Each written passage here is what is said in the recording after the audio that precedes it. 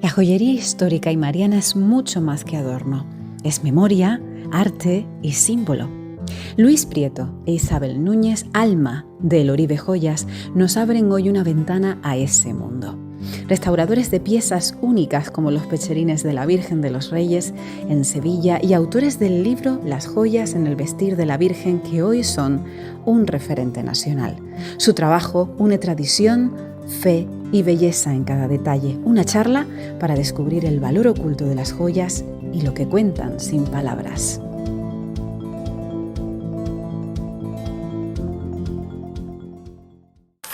Buenas tardes a todos. En primer lugar, debemos agradecer al Museo Tesoro de la Concesión y a la propia parroquia que nos ceda su casa, que nos haya invitado a hablar de lo que más nos gusta, las joyas. Gracias, por supuesto, y con especial énfasis a nuestra presentadora, Natalia Álvarez, educadora del museo. Ella fue quien contactó con nosotros hace tiempo para que hoy estuviéramos aquí. Ha sido nuestra introductora y quien nos ha proporcionado toda la información que le hemos requerido para esta charla. Gracias, Natalia, por tus palabras amables esta tarde y por acoger a mi familia y habernos atendido estupendamente, como lo has hecho. Gracias por su asistencia también a Sergio Martín, concejal del museo, Adolfo Padrón, Alejandro Hernández, miembro de la Junta de Patrimonio, y a don Honorio José Campos, párroco de la Concesión. Esperamos que encuentren adecuado el enfoque que le daremos hoy a este tema y también que sepamos transmitirles la pasión con la que Luis y yo vivimos esto. Y por supuesto, gracias a todos los asistentes, gracias por acudir a la llamada en una materia que hasta ahora solo había interesado a minorías, eso sí, exquisitas minorías. Desde siempre nos interesaron las artes suntuarias en general, imaginería, pintura, retablística y la platería y la joyería en particular. Nos dimos cuenta de que si ahondamos en el conocimiento de estas materias, las joyas nos podían hablar, nos decían cosas. Siempre que supiéramos entender en el lenguaje en que lo hacen, habiendo que analizar el contexto y el momento histórico en el que se desarrollaban las cosas. Vimos que realmente había poco escrito sobre las joyas. Tan solo en el ámbito universitario encontrábamos textos, proyectos finales de carrera o tesis doctorales con un lenguaje denso y una estructura a veces farragosa que hacían que el conocimiento no fluyera ni llegara a ningún público. Trabajos realizados por historiadores muy especializados para ser leídos por otros historiadores también muy especializados. No sería hasta los años 60-70 del siglo XX cuando aparecerían en nuestro país los primeros estudios serios sobre la joyería española. Quizás es a partir de ese momento cuando la joyería adquirirá la importancia que tiene actualmente y se le empezará a considerar más adentro de los oficios artísticos que de los oficios artesanales. Cuando Manuel Pimentel, a través de su editorial Almuzara, nos propone escribir lo que más tarde se terminó llamando Las joyas en el vestir de la Virgen, tuvimos claro que el libro tenía que ser todo lo contrario a lo que nos había encontrado en este momento. Teníamos que hacer que el libro fuera amable, de fácil lectura, que se entendiese desde la primera hasta la última letra, sin necesidad de tener conocimientos previos. Queríamos despertar el amor y el interés que sentimos nosotros por el mundo de las joyas.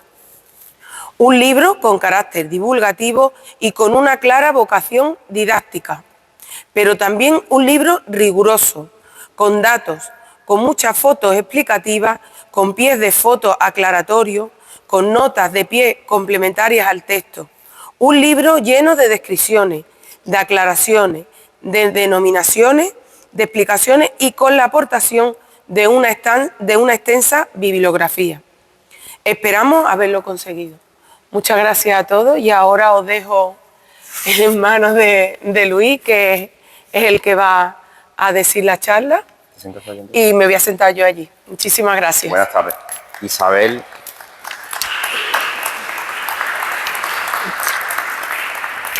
Isabel prefiere que sea yo quien dé la charla, ya dice que tengo un poco más de soltura. Ahora ustedes comprobarán si es así o no. Pero bueno, empezamos.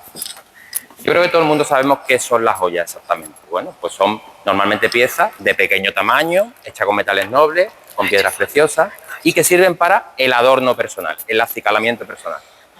Si ahondamos en la etimología de la palabra, en su significado, pues encontraremos esos significados evocando al gusto, al ornato, a la belleza, a la broma, al juego. Lo que sí es verdad es que son objetos preciosos que se custodian en familia y que pasan de generación en generación, donde además se le asocian sentimientos, incluso se pueden usar como amuletos, como elementos protectores, ¿no? Lo que sí es verdad es que a lo largo de todas las sociedades han definido el rango social, el estatus social de sus portadores. De estas dos mujeres romanas, yo creo que todo el mundo puede distinguir que esta de aquí estaba mejor posicionada socialmente si atendemos a la cantidad de joyas que ella con las que se hizo retratar, ¿no? Las joyas son conocidas desde la antigüedad. En los enterramientos egipcios, bueno, pues ya aparecen los oribes, los orfebres, los plateros, batiendo los metales, preparando las piezas, que más tarde, bueno, pues van a presentar en esas bateas terminadas a sus dioses, a sus señores, bueno, un pectoral en este caso muy parecido a este de aquí, de las cabezas de halcón, ¿no?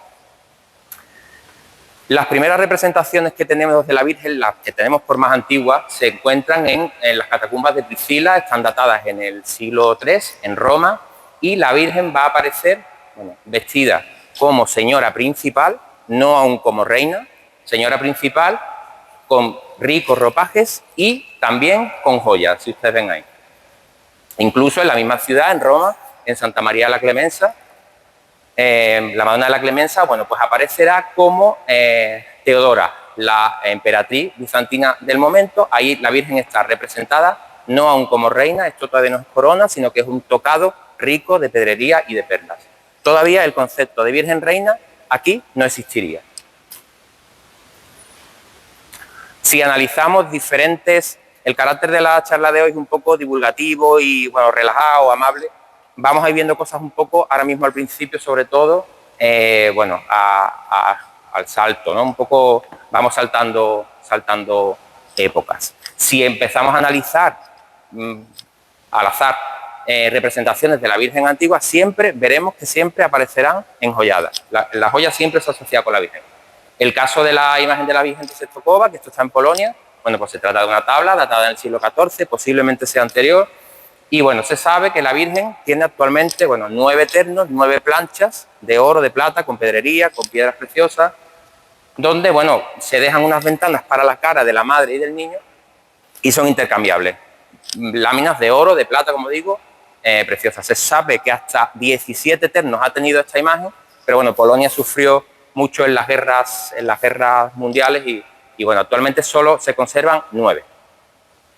Si miramos, por ejemplo, imaginería de bulto redondo, en este caso esta imagen de estilo gótico, vemos no solo joyería en la policromía pintada sobre la imagen directamente, sino que también tenemos tallada, ¿no? En esa cadena de cierre de capa, tallada sobre la imagen.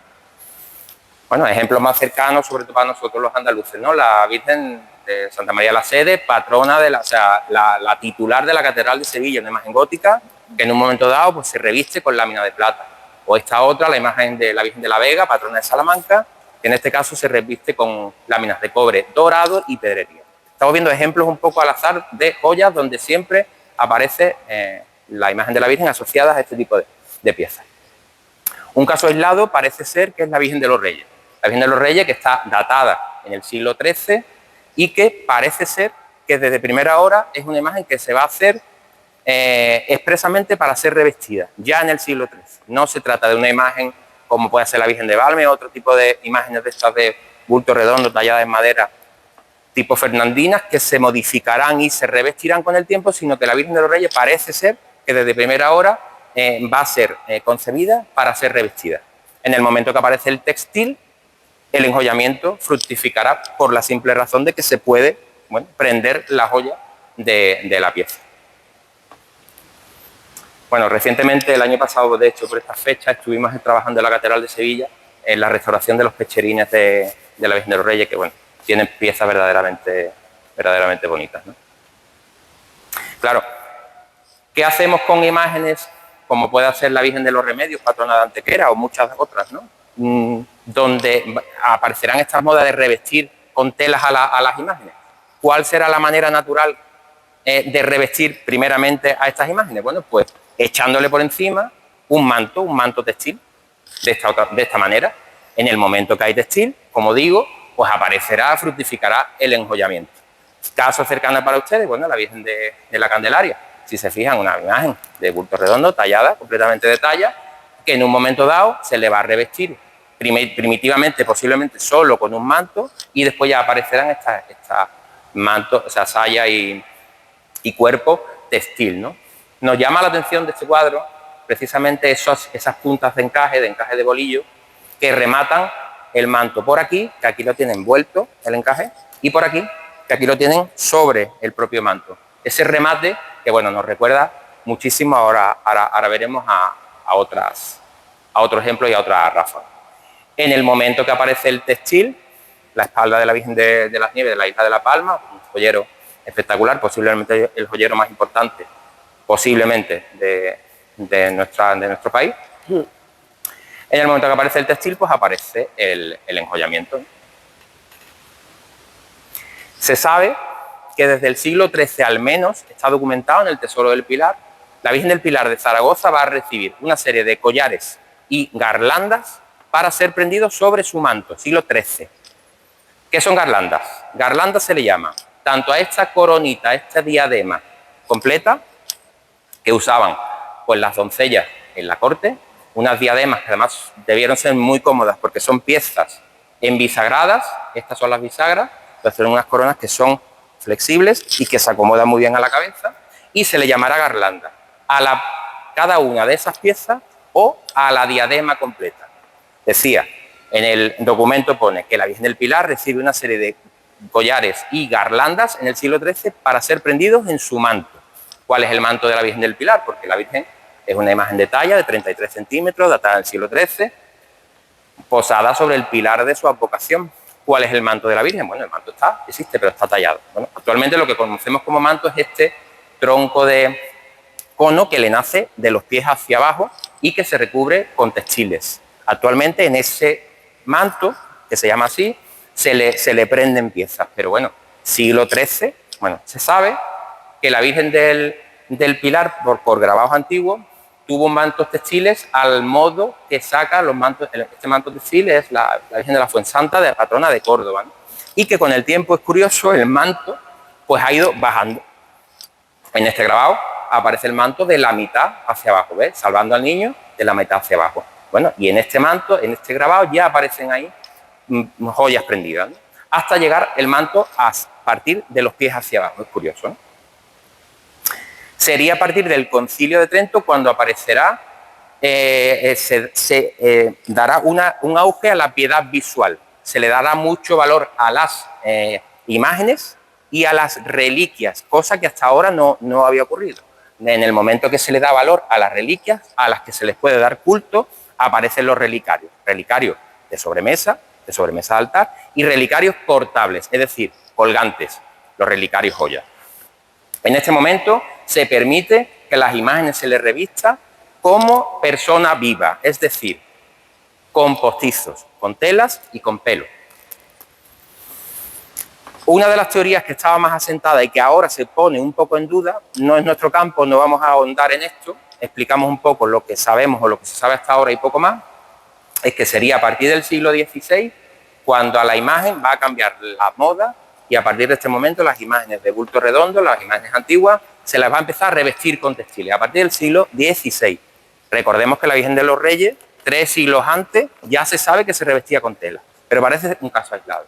Bueno, la condesa viuda de Ureña, esta no es la condesa viuda de Ureña, esta es la reina Mariana de Austria, que cuando enviuda ella entra en el convento. Ella no está vestida de monja, sino que está vestida de viuda.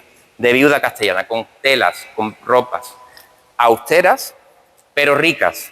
El negro era un tinte que no se conseguía fácilmente, solo las piezas de negro zaino, del negro muy negro, eran muy caras de conseguir. Solo la realeza y la alta nobleza conseguía vestirse con negro muy negro. Las telas blancas, en este momento Flandes era español, bueno, pues las telas finas venían de esa parte. Esta señora está vestida, la reina estaba vestida de viuda castellana.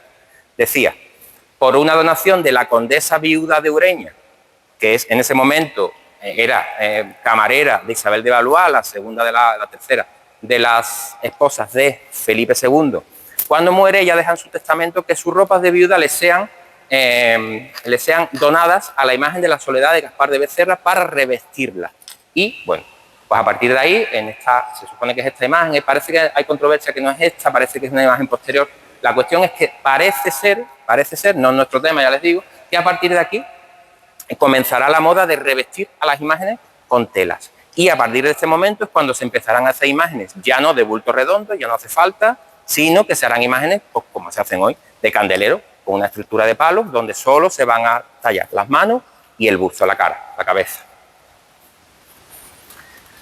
En este momento estamos en el siglo XVI, XVII, España está en su mayor esplendor, el gran imperio español. España, que no es la España que hoy tenemos, España era dueña del mundo entero prácticamente. Portugal, Países Bajos, Bélgica, parte de Italia, Oriente, Occidente, Filipinas, el imperio donde no se ponía el sol, prácticamente el mundo entero era español y por tanto éramos los dueños del mundo y por tanto entraba muchísima riqueza en España, por Oriente y por Occidente. Eran los Habsburgos los que estaban reinando en la dinastía de los Austria, con Felipe II a la cabeza. Es aquí, como decía, en el momento en que se empiezan a revestir las imágenes de la Virgen y se empiezan a hacer este tipo de, entre comillas, barbaridades, que gracias a estas barbaridades nos han llegado muchas tallas antiguas a nosotros. Barbaridades en cuanto a que, como había que revestir a las imágenes, o era la moda, o era el gusto de aquel momento, revestir a las imágenes de esta manera, es lo que se quería. Bueno, pues se cortaron a hachazos en muchos casos, pues todos los salientes que estas imágenes tenían. Incluso el niño se quitaba, si tenía un brazo fuera, si la rodilla molestaba, se cortaba, de manera que se le hacían una serie de estructuras de palo, lo que hoy sería un candelero, de manera tan burda a veces, para llegar a, incluso se alzaban, fíjense, las imágenes crecían. Esta es la Virgen de Regla de Chipiona, en Cádiz, cerca de Jerez, donde nosotros somos. Bueno, la Virgen actualmente está así, y el niño le falta el brazo. Bueno, por analogía, por una comparación del tamaño del óvalo de la cara, pues la Virgen de Regla pues está recrecida con este tronco de cono hecho con palos, que se sabe que está revestido con plata, y bueno, normalmente se presenta la Virgen de esta manera, ¿no? Revestida. En el momento que hay textil, aparece o se posiciona el enjollamiento. Claro, en el momento que se decide revestir a las imágenes de la Virgen con telas, se crea la duda. Bueno, ¿y cómo viste la Virgen? Porque claro, ¿cómo la vamos a vestir? Bueno, pues al modo de la persona más importante, la mujer más importante de este momento en el mundo, la reina de España, por supuesto. En este caso, Isabel de Borbón, la mujer de Felipe III, que está vestida al modo de los Austria, es decir, con una falda acampanada, con un jubón o traje ceñido al talle, normalmente terminado en V, y con unas mangas y sombremangas llamadas brazales. Es decir, como está vestida actualmente, pero con la particularidad de que es un terno de chapa de plata con pedrería, la Virgen del Rosario de Granada, o la Virgen del Rocío de Almonte, la Virgen de Gracia de Carmona, la Virgen de Setefilla de Lora del Río. Todas estas imágenes están vestidas a la moda de los Austrias. Pero ¿cuándo aparecerá el concepto de realeza de María? ¿Desde cuándo la Virgen la consideramos reina? Acuérdense en las catacumbas de Priscila, que todavía la Virgen ahí no llevaba atributos de reina. Iba solo, vestida con ropa rica y con joyas. ¿Cuándo aparece el concepto de realeza de María? Bueno, pues aparece en el Concilio de Éfeso, en el 431, que por analogía con las dinastías israelitas, el rey Salomón era rey, pero la reina no era su esposa, sino que era su madre. Con esa misma analogía, en este concilio, se decide que si el rey es el rey de reyes, su madre va a participar de la realeza de su hijo y de la dignidad de su hijo también. Es decir, va a ser reina. Si Jesucristo es rey, la Virgen se la va a considerar reina. Y por tanto, habrá que representarla con los atributos de realeza. De realeza terrenal, como los reyes de la tierra, es decir, corona, cetro, pero también joyas y ropa rica son atributos de los reyes para distinguirse de la plebe, de su pueblo, pero también atributos de realeza celestial. La Virgen es reina también del cielo, que se deducen de la versión apocalíptica de San Juan, tan famosa, y se apareció una mujer vestida de sol, con calzado de luna y coronada de 12 estrellas. Es en este momento cuando a la corona de reina de la tierra le aparecerán las estrellas de reina del cielo y aparecerán los resplandores, ¿no? Los rostrillos y las potencias. Y a partir de este momento, sobre todo a partir del barroco, pues habla una eclosión en el uso de joyería en la indumentaria mariana, ¿no? Les decía Isabel al principio, en la introducción, que la Virgen, que las joyas nos hablan, nos pueden hablar, nos dicen cosas. Aquí tenemos la Virgen de Gracia de Carmona. Tuvimos la suerte de hacerle recientemente, el año pasado, un rostrillo muy bonito que nos pidieron, que quedó muy bien, estamos muy contentos con ese trabajo. La Virgen de Carmona tiene 3 rostrillos, a cuál mejor y a cuál más antiguo y a cuál más valioso. Ahora tiene 4, que el nuestro está también incluido. Ni es tan valioso y sobre todo no es antiguo, pero está hecho con mucho cariño y bueno, estamos muy contentos. Rostrillo de esmeraldas y oro de la Virgen de Gracia de Carmona, un rostrillo diferente, es un rostrillo textil a priori, que tiene adosada una serie de joyas cosidas. Isabel Clara Eugenia, una de las hijas, junto con su hermana, Micaela, no me acuerdo el nombre, Catalina Micaela, estas 2 hermanas, hijas de Felipe II, digamos que serían lo que serían 2 influencers, porque ellas eran las que marcaban la moda de las cortes europeas. España era un país, era potencia absoluta mundial, llegaban todas las riquezas, sedas, telas de todo tipo, por supuesto metales nobles, oro, plata, pedrería, de Oriente y Occidente, y ellas marcaban un poco la moda de los Austrias, que se le llamó, en las cortes europeas.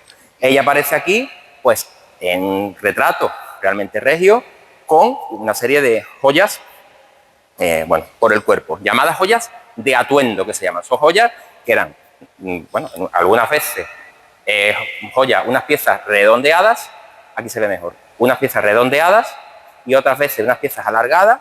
Las redondeadas se llaman pasos por algunos autores, o piezas, otras alargadas que se llaman pasillos o entrepiezas, y de la consecución de paso, pasillo, pieza entre pieza, se hacían este tipo de composiciones de piezas cosidas al atuendo. Este atuendo no es un traje de señora como el que se mete uno en el traje y alguien se lo abrocha por detrás, sino que son piezas sueltas. La basquiña acampanada se quita, va por un lado, se quita una manga, se quita por otra manga, se quita el cuerpo.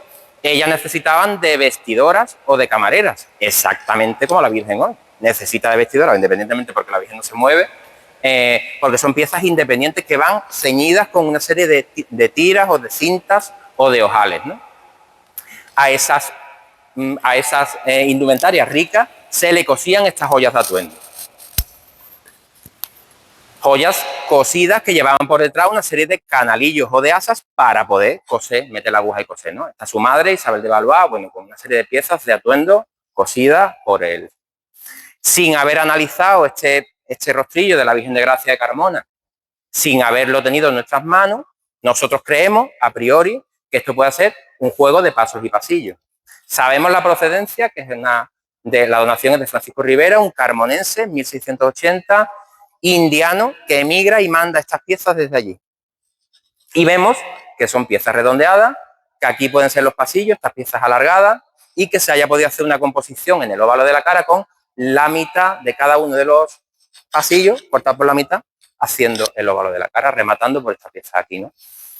Bueno, no lo sabemos, pero es posible, es una teoría nuestra, y desde luego lo que está claro es que estas joyas nos hablan, las joyas nos hablan, nos dicen cosas. Hay que saber un poco interpretar pero nos dicen cosas, ¿no? Piezas como esta, por ejemplo, nos recuerdan muchísimo, bueno, pues a esta de remate, perdón, aquí, esta, que nos recuerda mucho, bueno, pues a esta otra, que les decía, esta de aquí, ¿no? Muchísimo. Y a todas ellas. Este es el rostrillo de gala de la Virgen de las Nieves de la Isla de La Palma, fíjense, ¿no? Una cosa posiblemente, vamos, creo que se sabe que esto está documentado, de procedencia indiana. Muy parecida, aquí está la comparativa, ¿no? Muy parecida, bueno, en esencia, al de la Virgen de Gracia de Carmona. Es curioso que nos aparece en este retrato Isabel Claro Eugenia con una de sus criadas. Se sabe hasta el nombre, Magdalena Ruiz, una cosa rarísima que una criada aparezca en un retrato de corte y más engalanada y vestida de la manera que está ella. No es normal. Magdalena se sabe que, bueno, entró en la corte en los tiempos del emperador, de Carlos V, crió a su padre, a Felipe II, y también a las dos niñas. Se le tenía mucho cariño, parece ser que ella era muy graciosa, tenía mucha gracia y al rey le gustaba mucho su compañía, le hacía reír. Sabemos que Magdalena estuvo con el rey en Portugal cuando se anexiona la corona portuguesa a la española. Estuvo 3 años allí con él y posiblemente, pues en ese tiempo, el rey le regalara este collar de plata y coral. Si se fijan, no es normal, decía, que una criada aparezca en un retrato de corte. No es normal, mucho menos normal aún, que una criada esté tocada con puntas de encaje de Flandes, encaje de Bruselas, con paño fino y sobre todo enjollada. Bueno, pues en este caso lo único que nos dice es que Magdalena era muy querida. Ella tenía una enfermedad, no es enana, no era enana, es una enfermedad que en los últimos años de su vida le hacía desplazarse con un carrito de estos de ruedas, de madera, porque no había silla de ruedas ni había nada de eso, ¿no? Y aparece ella enjollada con la joyería propia de su clase social, porque aún habiendo sido distinguida en este cuadro y sobre el resto de los criados, pues ella solo podía usar, por ser una criada, joyas de coral y plata, que gracias a la indumentaria popular, que en España se conservan muchísimas piezas, pues podemos estudiar, lo que nos dedicamos un poco a esto, todo este tipo de tipologías de joyería popular, normalmente de plata en su color y coral, a veces de plata también dorada, donde aparecen estas sartas de collares, de medallones. Esto es en el traje de vistas de Salamanca, de la Alberca, en un pueblo de Salamanca. Esto es un traje de lujo, un traje de boda, un traje para casarse. Son trajes que están catalogados y están protegidos, y además las familias, para no partir los trajes en las herencias, han hecho como una especie de fundaciones en el pueblo. Hay varias fundaciones donde esos trajes se quedan en la fundación, no se terminan heredando por personas, ¿no? Y se visten el día 15 de agosto, se visten con el traje, ¿no? Si se fijan en la vuelta larga, que se llama, que está formada por una serie de bolas de filigrana, de una filigrana bastante tosca, que se llaman halconciles, los tubos halconciles y las bolas boyagra. Bueno, pues a nosotros nos recuerda muchísimo a este collar. Este tipo de joyería se sigue haciendo todavía, reproducciones de esto en el siglo XXI, y nos recuerda muchísimo al collar encontrado en Mondújar, de oro, que está en el Arqueológico Nacional, que está atado en el siglo XIV. Fíjense los halconciles, fíjense las boyagras, en una filigrana muy tosca, con una diferencia de 7 siglos, 8 siglos, entre uno y otro, ¿no? Y que se siguen usando, ya digo, en la indumentaria popular española. Esto es una foto de una gabacha, que se llama traje de gabacha, del pueblo de Isabel, de mi mujer, donde, bueno, tienen este tipo de sombrero de indumentaria y donde aparece, bueno, pues esto es Andalucía, ni es Zamora, ni es Portugal, aunque parezca que sí lo puede hacer. Esto está vestido de gabacha, que se llama, de francesa, y es el traje que se pone en la romería de la Virgen de la Peña. Nos llama la atención las puntas de hilo de bolillo, que allí se llaman puntas capitanas, nos llama la atención, y vemos semejanzas con estas puntas que están aquí, de hilo de bolillo, que rematan ese manto y que posiblemente, y en otras ocasiones lo hemos visto, no solo de hilo de algodón, sino de hilo ya de plata o de oro, que es lo que normalmente estas conchas, pero en un tamaño bastante grande, y que a nosotros nos recuerda muchísimo Esto es una punta capitana de Puebla de Guzmán. Fíjense, la proporción es idéntica, que además tiene este entre 2 que está aquí, lo tiene la ráfaga de la Virgen del Rocío, ya pasada a plata. Se sabe que la donación de los hermanos Tello, que son 2 hermanos, un canónigo de la Catedral de Sevilla, y su hermana, que son almonteños los 2, eran, en 1786 me parece que es él, donan a la Virgen del Rocío unas puntas de plata de martillo, dice el documento. Porque claro, existían este tipo de puntas de plata que se refiere a encaje, pero aquí se especifica que son de plata de martillo, es decir, cinceladas, estas de aquí, y que se conservan. Lógicamente son las que tiene la Virgen del Rocío. Gracias a donaciones de esta clase popular más baja del pueblo, que también tenían joyas y hacían sus donaciones, pues han llegado a los ajuares marianos todo este tipo de joyas también de carácter popular, que gracias a eso decía, bueno, pues los que un poco nos dedicamos a este tema, hemos podido estudiar y hemos podido traer. Es decir, gracias a las donaciones de los pueblos, gracias a las joyeros marianos. Eso que hasta hace no demasiado estaba algo denostado. La Virgen no tiene que llevar joyas, ¿por qué tiene tanta Virgen? La Virgen era pobre, esto que se dice tanto. Bueno, pues esta es una de las explicaciones de por qué la Virgen tiene tantísimas joyas, porque bueno, son al final son fruto de donaciones y de devociones, ¿no? Podemos hablar, si quieren ustedes, de joyas de carácter devocional, como las cruces pectorales, por ejemplo. Las hay riquísimas. Que prácticamente durante un tiempo las cruces pectorales, prácticamente fueron un modo de seguir vivo, sobre todo desde la expulsión de los moriscos de España. En el momento que se expulsan, los que se quedan son obligados a convertirse al cristianismo. Y bueno, era prácticamente una manera de salvar su vida el que ellos portaran unas grandes cruces pectorales para, bueno, que a nadie le quedase claro de que ellos se habían convertido, ¿no? Esto al final, con el paso del tiempo, pasan de moda rápidamente y prácticamente van a quedar para la clase eclesiástica, que la sigue usando, casi todos los obispos, arzobispos, el propio Papa. Esta foto habría que cambiarla quizás, ¿no? Bueno, pobre. Usa este tipo de cruz pectoral.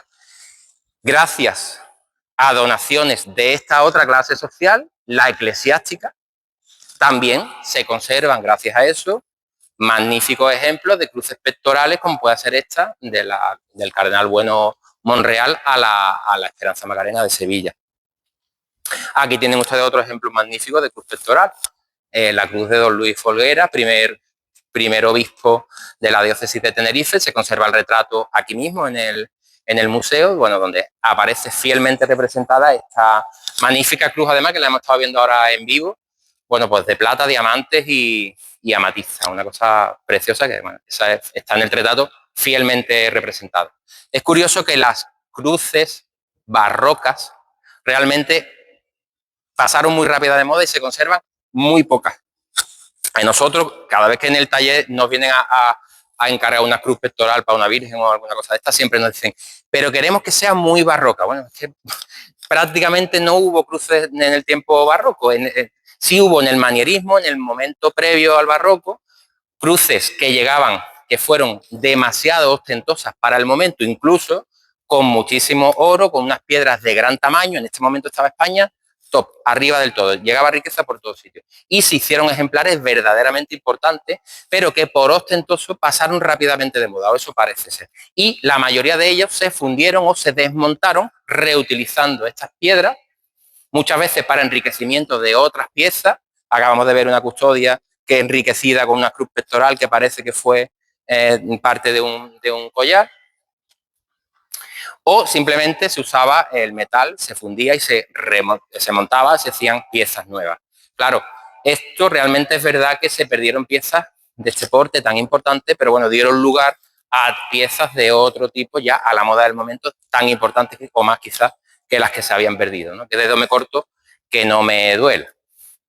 Es curioso, decíamos que los ajuares marianos es una fuente de información explícita, directa y bueno, que tenemos actualmente para estudiar joyería, pero es curioso que el hundimiento de los navíos y la recuperación de esos tesoros, que aún eso existe todavía y se está haciendo, pues nos está dando grandes satisfacciones, como desde el año 80-82 me parece que se recupera el tesoro de Nuestra Señora de Atocha, que eran varios barcos. Esto se recupera, parece que cayó en Miami, venía para acá cargado de riquezas de toneladas de plata, de muchos kilos de oro y también de piezas de joyería de ejecución ya indiana.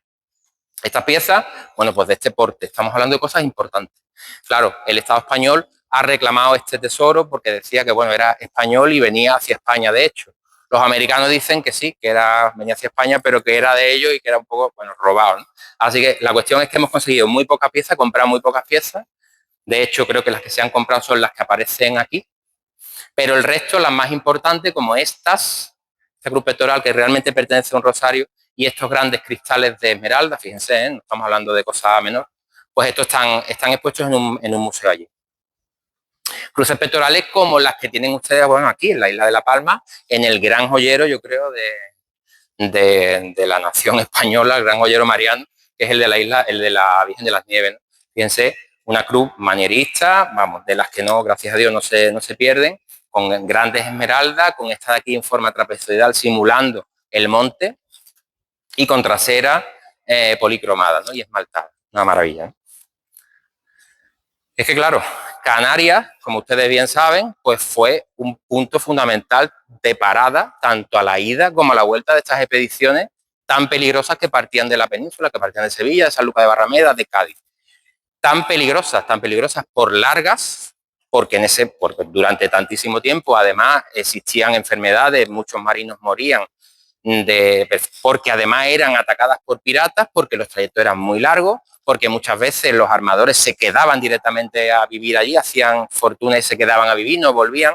Canarias fue un punto fundamental, donde a la ida sobre todo se encomendaban a las devociones locales y a la vuelta, si la empresa había sido satisfactoria, había envuelto con vida y sobre todo los negocios habían salido, pues muchas veces traían piezas de las que se pueden ustedes enorgullecer, porque esto prácticamente no existe en la península. Piezas como este enorme y magnífico rostrillo de la Virgen de las Nieves de La Palma, el típico rostrillo triangular canario, cuajado de perlas naturales, con un collarete muy parecido al de paso, que hablábamos antes, pasos y pasillos, pues paso, un collarete lleno de pasos uno al lado de otro de esmeralda y todo este tipo que son chatones de anillos de esmeralda, ¿no? Cuajados y cosidos.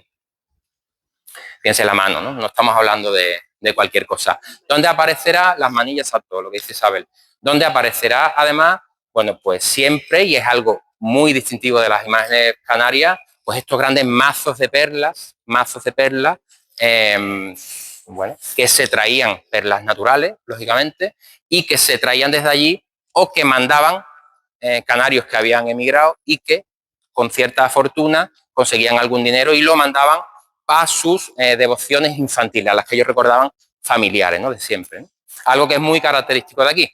Mazos de perlas que en aquella zona se ponían en forma de guirnalda, con una serie de rosas o de medallones, y que aquí, bueno, pues se ponen normalmente siempre de esta manera, ¿no? En diagonal, tipo tahalí, cruzando el pecho. Aquí suelen tener una vuelta, donde aparece además normalmente una poma, y vuelve hacia el centro. Entonces cruza, aquí vuelve y vuelve hacia acá. Eso es lo normal aquí.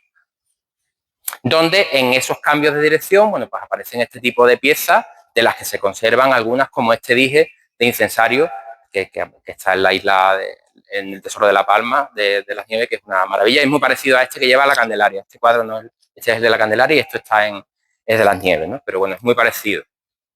Porque además las perlas era una cosa de muchísimo valor y que se ponía en el uso diario de las señoras. Esto no es una cosa exclusiva de las imágenes, sino que la señora en un momento dado donaba a la imagen de su devoción. En este caso, a la Virgen de las Nieves, bueno, a todas las que hay aquí, que en este caso en el 19 se le hace con esas sartas de perlas, que además es curioso porque los mazos de perlas normalmente tenían el mismo largo, aunque las perlas cambiaran de tamaño, tenían el mismo largo y solían pesar lo mismo, hasta el punto de convertirse en una medida de peso. Es decir, mazo de perlas debía de pesar no sé cuántos gramos y se medía como un mazo de perlas, mazo y medio de perlas, como medida de peso, ¿no?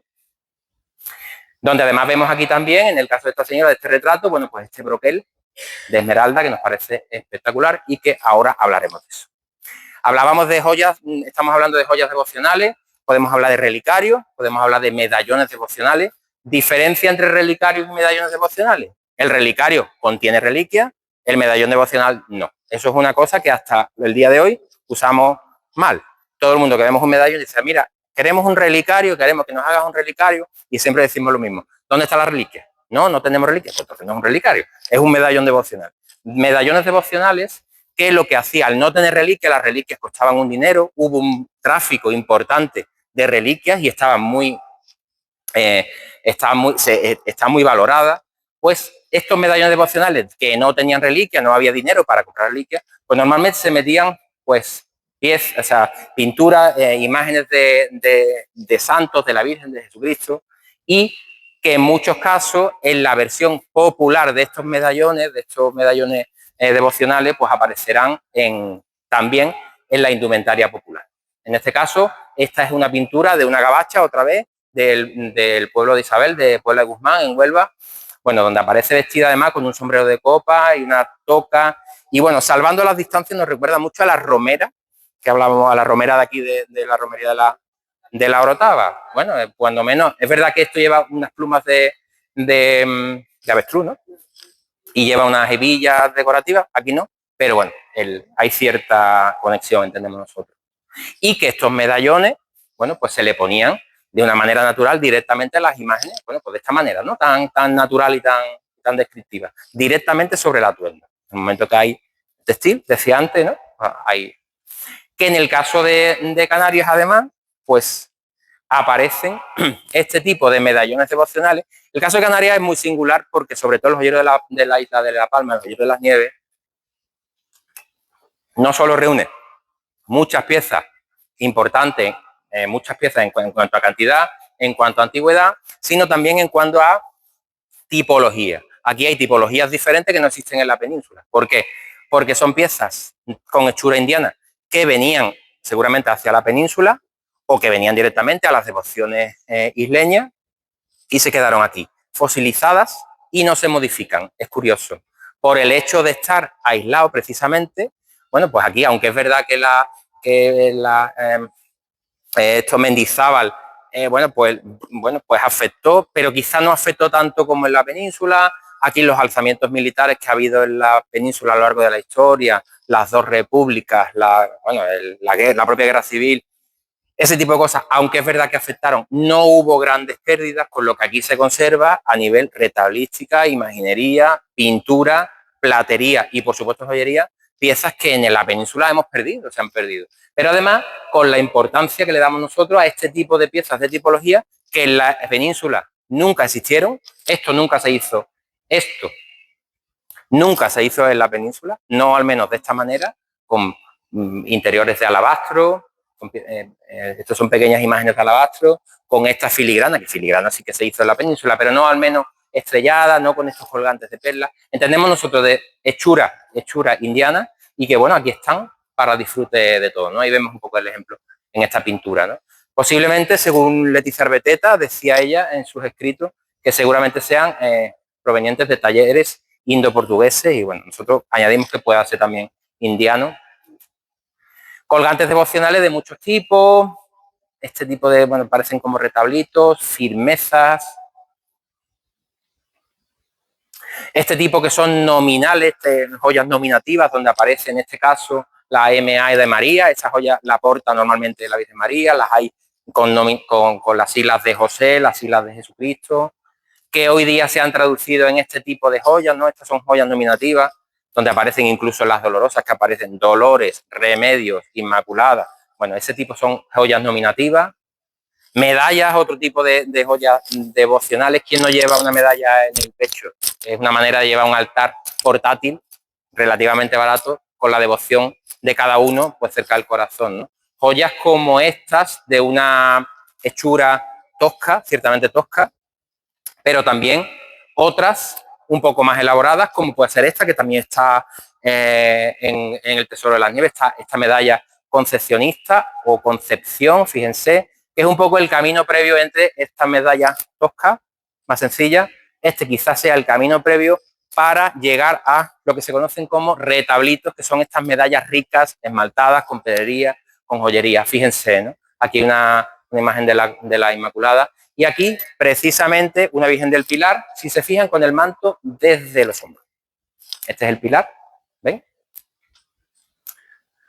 Medallas estrelladas, estas de aquí de Canarias, que nos parecen espectaculares, con perlas, bueno, una cosa muy espectacular. Esto existe en la península, pero no con esta explosión de belleza, sino cosas mucho más recatadas. Y que, bueno, en este retrato de la Virgen de Gracia, de esta colección particular de la Orotava, que, bueno, gracias a la información que nos pasaba Natalia, bueno, pues hemos detectado, bueno, pues que en esta, por ejemplo, pues aparece una pieza bastante similar a esta, ¿no? Ahí la tienen.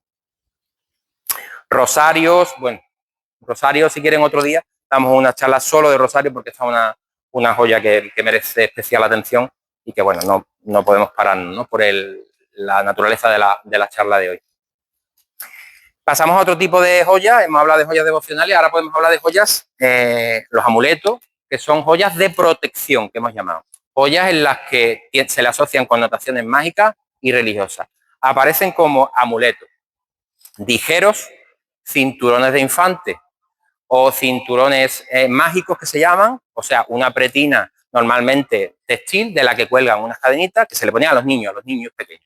Unas cadenitas pues con medallas religiosas, con crucifijos, pero también con amuletos, con campanitas, con cascabeles, con castañas de las Indias, con garras de tejón, con chupadores de cuarzo que se le daban a los niños para chupar, con ramitas de coral.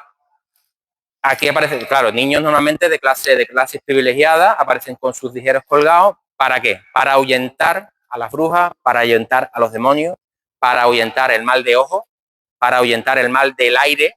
¿Qué es el mal del aire? Pues las enfermedades que se transmiten por aerosol, por ejemplo el COVID, ¿no? Llena de sartas de cascabeles, bueno, incluso de caracolas. Tengan en cuenta que las caracolas eran elementos pues raros, extraños,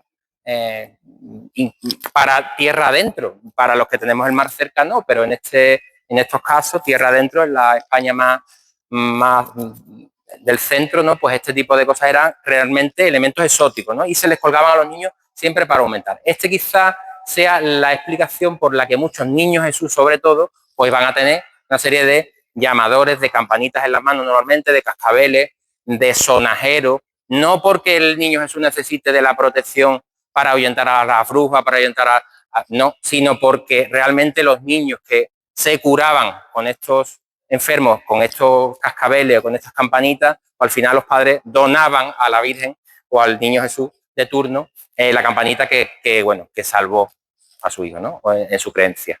Y por eso aparecen tantísimos cascabeles y dijeros en las imágenes de los niños Jesús, ¿no?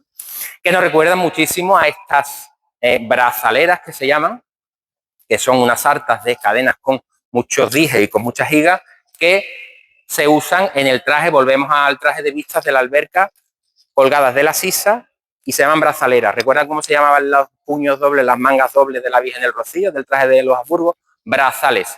Bueno, pues estos son brazaleras porque aparecen colgadas de la sisa, ¿no? La llevan ahí, en esas dos, ¿no? Son este tipo de piezas. Muy parecido a los ¿Dónde aparecen eso? Pues higas de todo tipo, con materiales, bueno, pues como puedan ser el coral, la madera de ébano, marfiles, materiales exóticos, raros, diferentes, ¿no? Aquí, en la ermita San Miguel, pues tienen una higa de cuarzo con forma de puño. Este tipo de piezas a veces aparece con el puño, con el pulgar metido así, es muy, muy típico y bueno, tiene un tamaño precioso y una hechura preciosa, muy particular.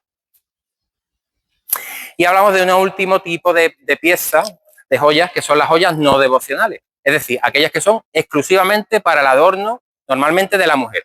Joyas de la señora que se quita sus pendientes y se los dona a su virgen, ¿no? Joyas como pendientes, pulseras, anillos. Aparecerán con la llegada de los Borbones. Hemos terminado con la dinastía de los Austrias, llegan los Borbones, llega un soplo de aire fresco a España, a la corte sobre todo, desaparece el negro de la indumentaria, aparece el color y aparecen también las joyas ligeras, las joyas más grandes y joyas a veces con piedra, con pedrería sintética. Hablamos del siglo XVIII, pedrería sintética, escuchan bien, tanto blanco, en este caso imitación del diamante, como piezas de color, piedras de color. En este caso aparece el cristal de Strass, que aún hoy en día sigue siendo considerado, vamos, era la imitación más cercana que se hacía del diamante. Estamos hablando de finales del 17, lo inventa Gilles Legaré, este modelo que se llama modelo Girandol, proveniente de Francia. El girandol siempre tiene el mismo esquema. Una roseta, una pieza central en forma de lazo, de canasto de flores y 3 almendras pinjantes. Normalmente la de en medio, a veces, normalmente un poco mayor. ¿Dónde se usa el cristal de Strass? Girandoles que se siguen haciendo a lo largo de la historia, incluso hoy en día, no solo con piedras blancas, sino también en color. Tenemos a Elizabeth Taylor, por ejemplo, con unos girandoles de oro blanco y de diamantes, ¿no? Y que bueno, aquí en la ermita San Miguel se conserva esta hebilla de zapato hecha de plata, hierro y cristal de Strass. Interesante. Se sabe que es de zapato porque la forma se usaban en esta parte delantera del empeine, ¿no? O este librito o librico en el Tesoro de la Virgen del Pilar, existen varios. Son piezas, en este caso está en el museo, en el fondo del Museo del Tesoro. Es un libro, entendemos nosotros que del siglo XVI. Este de aquí es una pieza muy parecida a esta que está en el Museo de Artes Decorativas de Madrid, fechada entre 1530 y 1540, es una pieza muy bonita. Piezas que en principio van a tener un carácter civil, estamos hablando del Renacimiento. En este momento, en el Renacimiento, el hombre se plantea que a lo mejor la figura de Dios no es tan preponderante como se le está haciendo ver y hay una corriente que empieza a creer en la ciencia un poco hasta donde hemos llegado hoy en día. Sin embargo, estos libros, y se empiezan a hacer joyas de carácter civil. En miniatura, por ejemplo, libros, plumas de escribir, pequeños carros con ruedas, ese tipo de piezas que hoy lo vemos relativamente usuales. Sin embargo, en el Renacimiento prácticamente la joyería que se hacía era de adorno personal o de joyería enfocada a la religiosidad. Y aparecen estos libritos o libricos con un carácter eminentemente civil. Sin embargo, eso a lo largo del tiempo va a evolucionar y aparecerán algunos ejemplos, algunos abrideros, donde incluso pueden contener oraciones en su interior, es decir, el carácter civil cambia y vuelve otra vez al carácter religioso. Incluso, bueno, estos son 2 dibujos de los libros de pasantía. Los libros de pasantía son unos exámenes que se hacían a los plateros para convertirse en oficiales de joyería o de platería. Ellos estaban obligados a hacer un dibujo frente a un tribunal. El tribunal estaba formado por otros plateros ya consolidados y tenían que realizar el dibujo que presentaran, tenían que realizarlo delante de ellos. Bueno, pues estos son 2 libros de pasantía, 2 dibujos de libro de pasantía. Este está en el Museo Británico y este está en Salamanca, ¿no? Lucas de Salamanca, exacto. No, este es el libro de pasantía de Barcelona, donde Lucas de Salamanca es el que hace ese dibujo y supuestamente tuvo que hacer ese librico. Y que bueno, no solo en España, sino que en el resto de Europa, pues van a aparecer muchos de estos libros como libros de horas, como libros de oraciones, como libros para apuntar cosas en las damas de alta alcurnia, ¿no? Claro, con la llegada de los Borbones y el avance de la historia, ya prácticamente estamos casi llegando al final, el imperio, empieza el declive del imperio español. Empezamos a perder territorios y esto se reflejó en la pérdida de riqueza, empiezan a haber hambruna, España no era la que habíamos sido y esto también se va a reflejar en la joyería. Aparecerán cambios de moda y aparecerán las joyas de pecho. Estos trajes de escuela de estilo de los Habsburgo que decíamos, con estos cuellos de lechuguina tan enorme y tan agobiante, entiendo yo. Bueno, los escotes de las señoras van a bajar, los peinados van a subir y va a quedar esta parte del pecho de la señora despejada y aparecerán las joyas de pecho que se llaman un poco para colocar en esa zona y tapar un poco la pechera, ¿no? de las mujeres. Aparecerán estas piezas que son joyas de pecho, rosas de pecho, que se les va a llamar por su forma de flor, por su forma redondeada. Fíjense qué maravilla de pieza esta, de la Virgen del Rosario de Arco de la Frontera en Cádiz. O este otro tipo de broqueles o panes de Antequera. Leticia Arbeteta habla de panes de Antequera porque tienen exactamente el tamaño de un pan de Antequera, tiene a tener este tamaño más o menos, y parece ser que había un obrador en la zona antequerana. Panes de Antequera de oro y diamante, de los que la Virgen de Gracia de Carmona tiene nada más y nada menos que 6, y aparte una rosa acorazonada, en este caso ya evolucionada, no redonda, y además coronada, que usa, bueno, pues en sus grandes ocasiones. Rosas de pecho usadas por la señora en el pecho. Esta señora pertenece a la casa de Medina Sidonia, el palacio que está en San Lucas de Barrameda, en Cádiz. Rosa de pecho como muestra y como luce la Asunción, la patrona de Estepa. Una rosa de pecho colocada exactamente en su sitio, en el pecho, igual que la señora, ¿no? Rosa de pecho o broquel o pan de Antequera, como queramos llamarlo. Este caso es la Virgen de la Caridad de San Lucas de Barrameda, donde aparece con este pan, que es este de aquí, que seguramente sea pues este, perteneciente a la casa ducal de Medina Sidonia, que además son pared con el palacio. Rosas de pecho, broqueles o panes de Antequera, como este de una reciente donación al Tesoro de la Concepción, que nos parece, que hemos estado admirando hace un rato y nos parece muy espectacular. Aquí, hecho en esta composición, hecho con un mazo de perlas, esto realmente está a modo de colgante, a modo de collar, pero su uso no es ese, su uso es el de alfiler de pecho. Y además tiene esta perla, que es una adhesión posterior.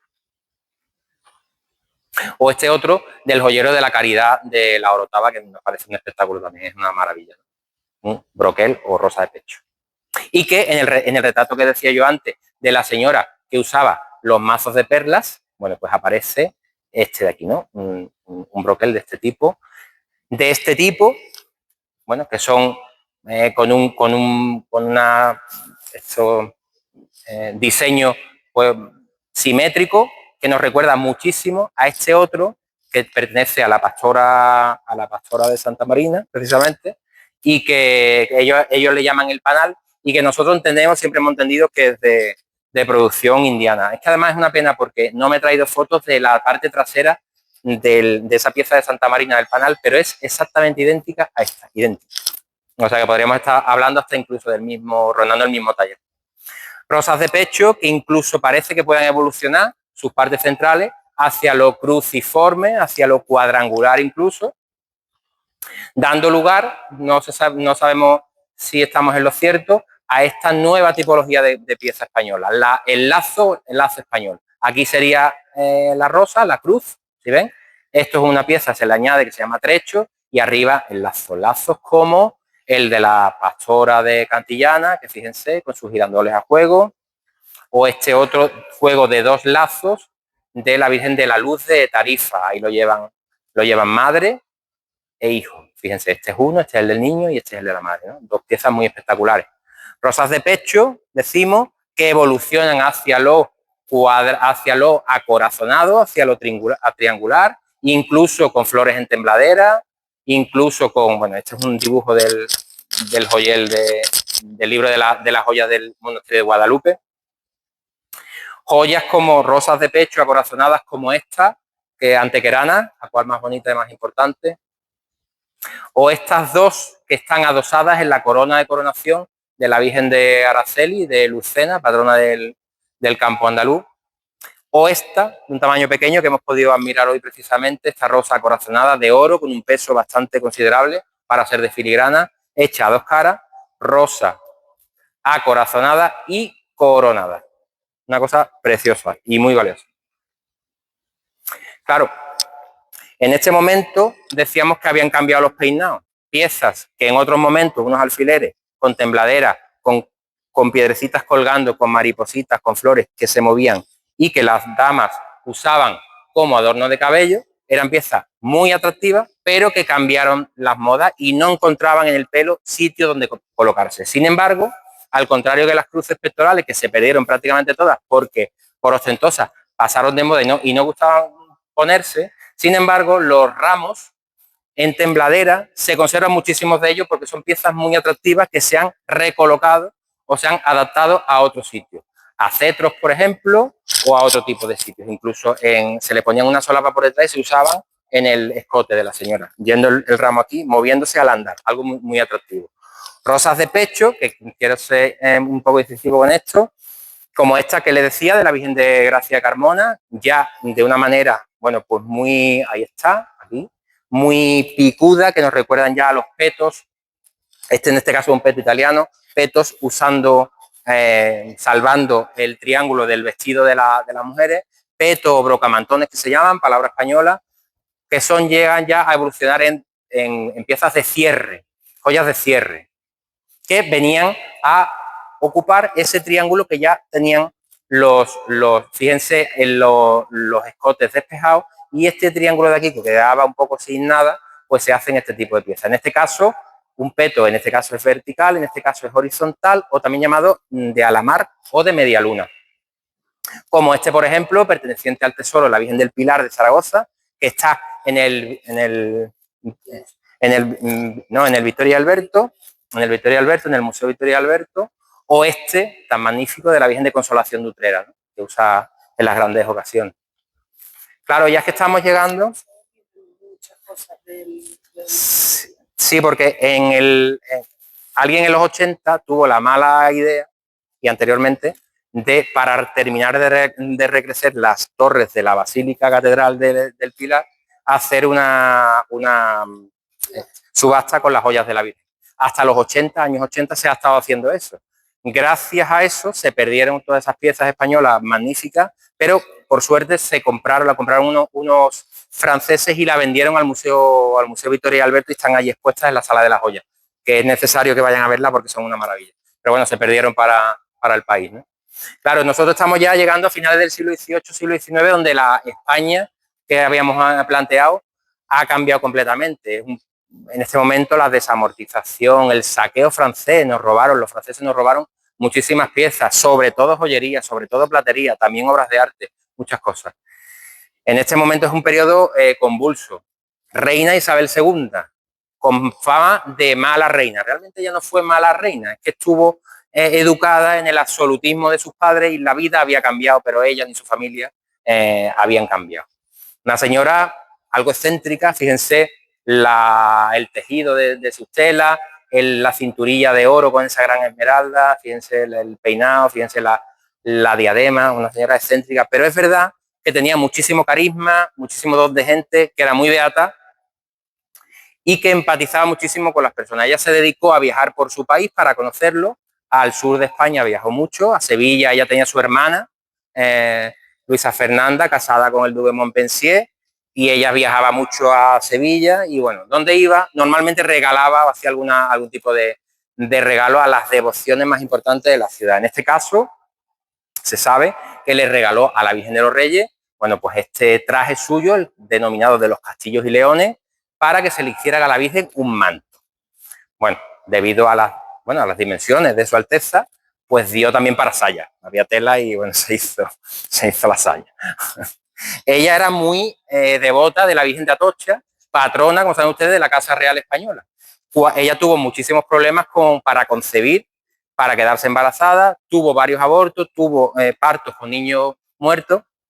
Cuando ella le sobrevive la primera de sus hijas, la infanta Isabel, que después la chata, que después moriría de anciana, pues ella va a dar gracias a la Virgen de Atocha por el feliz alumbramiento, y un cura republicano, el cura Merino, intenta asestarle con un puñal, una puñalada para matarla. Gracias a los corsés, a ese corsé tan grande que llevaba y tan apretado para disimular su gordura, y a la cantidad de joyas, según pone el documento, a la cantidad de joyas que llevaba esta señora de diario, pues no pinchó el puñal y la Virgen y la reina se salva. Y ella decide donar, con todas las joyas que llevaba ese día, donarlas a la Virgen de Atocha para dar gracias por el milagro, y se le hace en 35 días por el diamantista de la reina espectacular aderezo de corona para la Virgen, corona para el niño y rostrillos de diamantes, oro y topacios imperiales que llevaba la señora puesto de diario. O sea, imagínense qué no llevaría para que se le hiciera este magnífico aderezo que está expuesto. Les recomiendo que vayan en las colecciones reales en Madrid y que es un auténtico espectáculo. Se hizo en 35 días. 35 días. Y que ella, de vez en cuando, mandaba a su secretario al convento de los dominicos a por la corona del niño, a por la corona de la Virgen, sin el resplandor, porque ella se la ponía así, vamos. Ella sí la había donado ella, pues eso es suyo. Claro, estamos en el siglo XX, aparece una nueva clase social, donde, bueno, una nueva clase social donde los grandes industriales, bueno, pues nuevos ricos, las señoras pues querían, bueno, rivalizar un poco con la antigua nobleza, más rancia, y aparecerá este tipo de joyerías ya, joyas de consumo que se van a llamar, joyerías hechas industrializadas, hechas con troqueles, con matricería, joyas que todavía se conservan muchos ejemplos en España, por supuesto en joyeros españoles, pero también en nuestras casas, nuestras abuelas. Casi en todas las casas aparecen joyas de este tipo, porque bueno, son joyas con poco peso, no tienen mucho valor realmente material, pero lo que sí tienen es un diseño muy espectacular y que a todos nos siguen gustando mucho y aparecen en muchos casos. Y por supuesto también en los joyeros marianos, donde se conservan, bueno, pues ejemplos tan bonitos como ese, ¿no? De la Virgen de los Remedios de Fregenal, que estaban realmente enfrentándose a la joyería estilo Luis XV, joyería tipo guirnalda, que todavía rivalizaba y que estaba de moda, sobre todo en las clases altas y en las clases reales, en la clase real europea, ¿no? En las clases sociales europeas altas. Como por ejemplo, el broche de la Casa Orleans de la Virgen del Rocío, que suele llevar ella siempre en el hombro izquierdo el día de la procesión, este broche que nosotros tenemos, que sabemos que lo regala la infanta Luisa y su marido, el infante Don Carlos de Borbón, con piezas que anteriormente ya la familia había regalado a la Virgen, y se le anexionan otra serie de piezas como esta perla de Tahití, estas 3 esmeraldas y este zafiro que regala la hermana de la infanta, la reina de Portugal en aquel momento, doña Amelia, y que nosotros tenemos la teoría de que esas joyas anteriores que la Virgen, que la familia ya había regalado, puedan tratarse de esta pieza de aquí, que puede ser esta pieza central que conforma el broche, y que bueno, no tenemos esa certeza, no hay manera de ver esta pieza al natural, no le podemos dar la vuelta, que confirmaría lo que nuestra sospecha, pero bueno, los almonteños saben ustedes. Sí. Claro, y no le hemos podido dar la vuelta. Claro, llegados al siglo XX les decía que hasta este momento la Virgen, la reina, había sido referencia a la hora de la vestimenta de las imágenes marianas. Claro, era referencia, pero con la llegada de la República, el exilio, la reina ya no está en España, está fuera. Con la llegada de la República, y que bueno, además, aunque estuviera la reina, realmente la reina vestía con ropa rica y a la última moda de París, pero ropa de calle al fin y al cabo, bueno, pues se perdieron las referencias a la hora de vestir a las imágenes de la Virgen. Y es en este momento en el que aparecerán ya con nombres y apellidos los vestidores que hasta han llegado nombres incluso hasta nuestros días. Rodríguez Ojeda y toda esta gente, que se fijaban en este tipo de retratos que sí que aparecían en la prensa, retratos de corte, retratos muy regios de la reina de España en este caso, para inspirarse en las vestimentas de las imágenes. Está la Esperanza Macarena en una imagen impensable hoy en día, con el manto por un lado, un codo dentro, si se fijan, un codo dentro del manto y el otro fuera, bueno, un poco imitando un codo dentro, el otro fuera, el manto por delante, una cosa impensable, ¿no? Que ellos ya, bueno, este manto precisamente es regalado por la reina Isabel II a la Virgen de la Luz de Tarifa, ¿no? En una de sus visitas al sur. Bueno, pues fíjense, ¿no? Es que es muy evidente. Claro, nosotros los españoles estamos en los años 50 ya. Desde el siglo XIX estamos cansados de penar. Habíamos perdido las colonias, habíamos perdido, bueno, los alzamientos militares, las 2 repúblicas, hambruna, la guerra civil, la posguerra, que fue mucho peor. En este momento, yo creo, bueno, es una teoría nuestra, que los españoles, los andaluces sobre todo, volcarían toda esa pena para convertirlo en alegría, y aparece un fenómeno que nosotros denominamos en el libro el enjollamiento, Fíjense la Soledad de San Lorenzo de Sevilla, una hermandad rancia, de negro, absolutamente seria, pero fíjense en los 60 cómo salía la Virgen, cuajada, bueno, la corona es de oro, la diadema, cuajada completamente esta pulsera de diamante, y si la foto siguiera, hasta el suelo absolutamente cuajada de joyas, ¿no? O esta imagen de mi pueblo, la Virgen del Desconsuelo de Jerez, bueno, que a mí es que me recuerda a Teodora, la de la emperatriz bizantina del principio de las charlas. O en este caso, la Esperanza de la Hiedra, bueno, que en 2019 sale con todas las joyas que tiene la Virgen, que nunca se le ponían hasta entonces todas las piezas. Bueno, como salía en los 60, aquí un poco de manera un poco más folclórica, aquí parece un poco Cleopatra, pero sin embargo aquí de una manera un poco más ordenada, más elegante, con todas sus piezas, ¿no? El enjollamiento como tal y el sobreenjollamiento. Las joyas puestas sobre la joya, coronas con piezas con joyas encima. Ya estamos terminando, Duquesa de Alba, el día de su 21 cumpleaños, su puesta de largo, con la diadema, la rusa, conocida en la Casa de Alba, la rusa, la diadema de la Casa de Alba, y las esmeraldas de su madre. Ella era camarera honorífica de la Esperanza Macarena. Ella quiso que se casaran sus dos nueras con esta diadema y que, si se fijan, ahí estas diademas se desmontan de una estructura que pueden ser usadas como diadema y al desmontarse se quedan sueltas y se pueden usar como gargantilla. Bueno, pues aquí aparece la diadema del revés, la ven ahí, como cinturilla, y aquí, sin embargo, bueno, aparece también las esmeraldas, ¿no? de Doña María del Rosario, su madre. Esta misma diadema, la rusa, sobrepuesta sobre la corona de salida de la Virgen de las Angustias de los Gitanos, la gran devoción de la duquesa, ¿no? Con los préstamos que se hacían en ese momento. Aquí con Juanita Reina, donde aparece ahí la diadema de frente. Y es curioso porque nosotros estudiamos mucho este tipo de fotos, y Isabel sobre todo se entretiene, y ella descubre que aparece, bueno, pues esta gargantilla en una y en otra. Está claro que son años diferentes, pues salen las dos en la madrugada de Sevilla.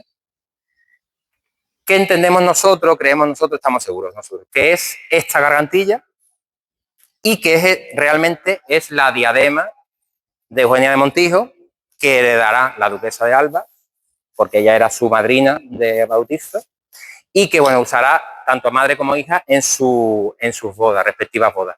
Fíjense la pieza, ¿no? Una cosa muy espectacular. Y que hay que quererlo ver, pero está ahí. Hemos detectado que también usó sobrepuesta la Virgen de la Esperanza Macarena, es decir, la diadema de diamantes y perlas de Eugenia de Montijo sobrepuesta sobre la corona de coronación de oro de la Macarena, obra de Rodríguez Ojeda y de Joyería Reyes de Sevilla. El sobreenjollamiento más absoluto, ¿no? Y ya sí, de verdad que terminamos. Dos últimos ejemplos. Los españoles, saben ustedes que somos muy exagerados, tenemos fama de eso. Los sevillanos, los andaluces, mucho más. Los canarios también, son ustedes muy exagerados. Bueno, pues esto es la Virgen de las Joyas. Esto está en Colonia, en Alemania. ¿Y por qué le llaman de las Joyas? Bueno, porque la Virgen es así, pero se presenta al culto así. Un poco ahogada. Está empotrada, ¿no? En joyas, ¿no? Otro ejemplo, los italianos, que también tienen fama de exagerados. La Virgen del Carmen, el Carmine de Avigliano, que el día 16 de julio, las monjas, ya está en un convento, las monjas le ponen todo el oro del joyero. Pero todo. O sea, todo el oro. Una cosa muy exagerada. Bueno, pues ya solo tenemos que decir las conclusiones y terminamos de verdad. Les pregunto yo, después de una hora larga hablando, ¿joyas a la Virgen? ¿Sí o no? Bueno, no les dejo ni contestar. Por supuesto que sí. ¿Por qué? Porque es la madre de Dios. Y por supuesto, nuestra madre. ¿Alguien no le regalaría una joya a su madre? Porque son complementos necesarios de la imagen y porque nos ayudan a dirigir nuestra mirada hacia ella, son un vehículo. Y porque además, en muchos casos, o en la mayoría de los casos, son fruto de donaciones, como testimonio tangible de la devoción. Devociones con muchas joyas, eso es el testigo más absoluto de que ha habido mucha devoción, si ahora no hay tanta, ¿no?